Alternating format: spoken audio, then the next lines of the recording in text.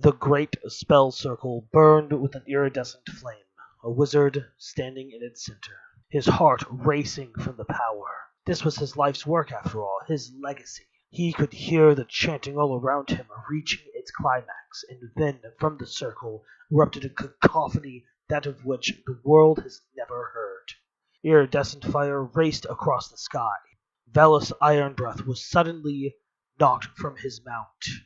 He quickly rose to his feet. And so it is done. The pigment washed from his scales, leaving him a dark gray hue. In only a moment humanity had won the greatest war they had ever known.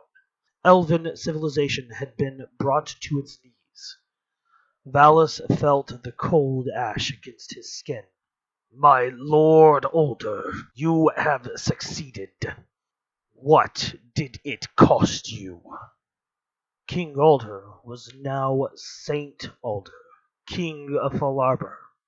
But this is not how the bard told the story to King Edmund of Falarbor. Edmund knew the bard was full of shite, but let him tell his grand tale. Edmund had grown fat and began to bald in his older years. He was 46 now. His 3 children sat and watched and listened as the bard wove his grand tale. His young wife sat next to him, the king's consort, had turned 14 only days before their wedding. He wondered for a moment how a man could take a wife younger than his oldest daughter. It was for naught.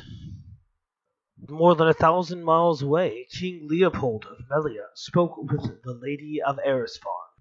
As the conversation came to a close, he simply nodded and watched the young woman walk away. He shook his head, wondering how a woman of 25 could be so cunning. He smiled and simply looked to the north, wondering how things could be different. What could he do to change this world? And in the deep below, a woman stood before an item rare to her people, a mirror. She watched as a candle flickered softly in the corner of the room, its dim light spreading out, touching her pale purple skin, her red eyes. She simply smiled. We will claim the realms of man.